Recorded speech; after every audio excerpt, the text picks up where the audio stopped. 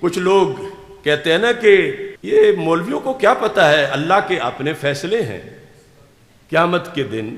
ہم یقیناً کہتے ہیں اس کے فیصلے ہیں، لیکن اس نے کچھ فیصلے بتائے بھی ہوئے، تو جو فیصلے رب نے بتائے ہوئے ہیں وہ تو ہم بھی سنا سکتے ہیں۔ یعنی جو نشانیاں لے کے آج تم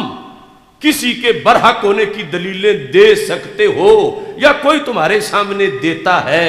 اس موضوع پر کہ یہ کوئی بات ہی نہیں جو تم کرتے ہو، سارے نماز پڑھتے ہیں، سارے ایک جیسے ہیں، اور تم جو ہے وہ لائنیں بناتے پھرتے ہو، نیرو مائنڈڈ ہو تم، تنگ نظر ہو تم، اس طرح کے تانے تمہیں دیتے ہیں اور دلیلیں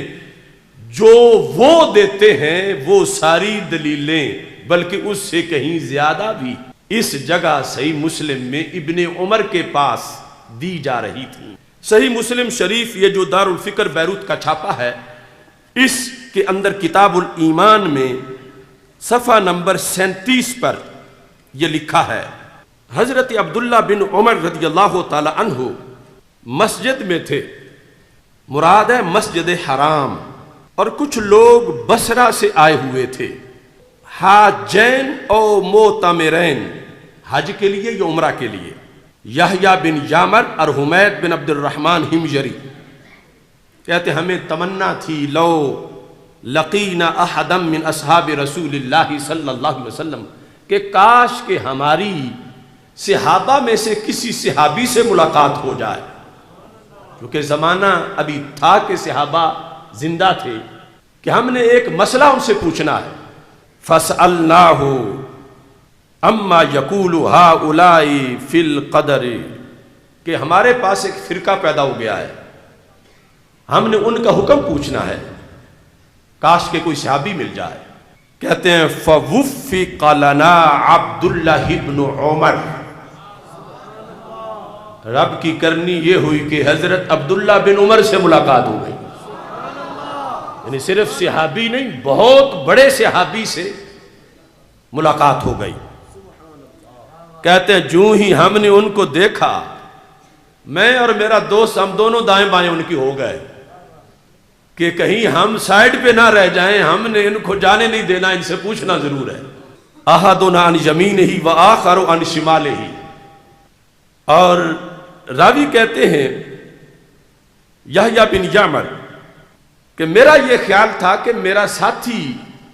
مجھے بات کرنے کا موقع دے گا، کیونکہ بڑا گولڈن چانس ہے،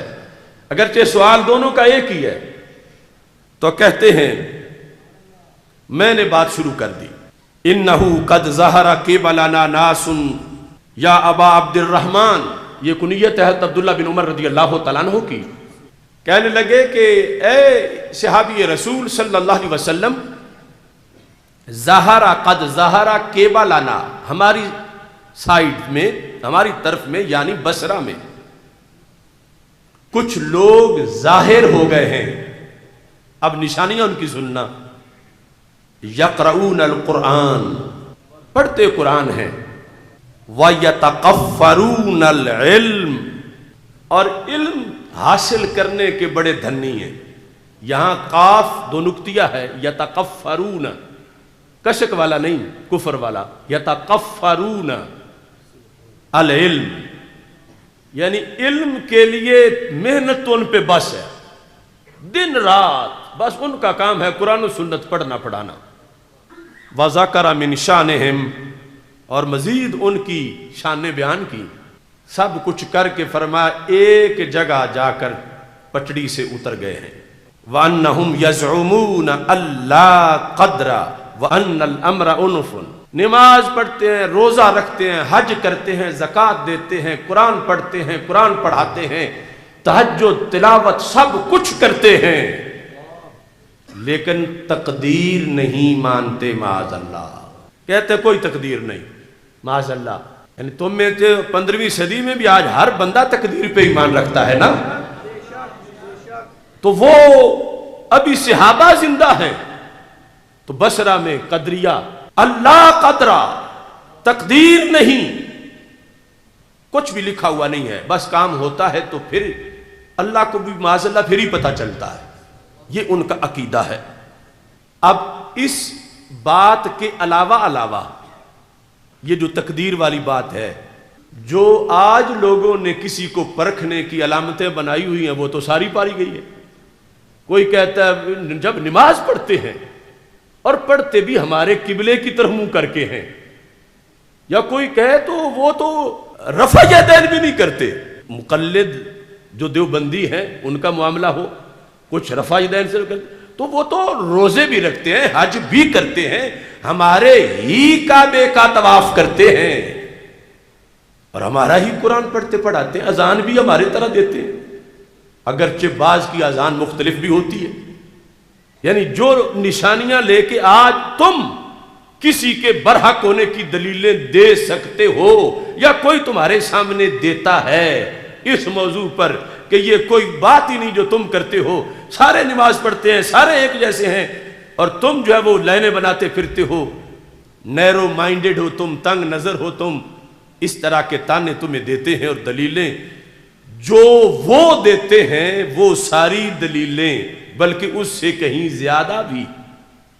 اس جگہ صحیح مسلم میں ابن عمر کے پاس دی جا رہی تھی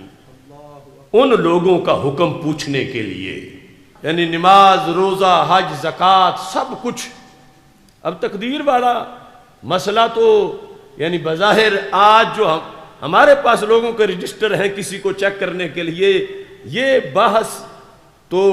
بہت کم ہوتی ہے، اور جو چیزیں ہیں ان کے لحاظ سے لوگ کہتے ہیں جب یہ سب کچھ ہے تو پھر تمہیں کیا ہے؟ تو میں کہتا ہوں ہمیں اس لیے ہے کہ جنہیں سرکار نے پڑھایا تھا جب انہوں نے یہ سنا تو انہوں نے کہا کہ انہیں جا کے بتا دو ہمارا ان سے کوئی تعلق نہیں ہے۔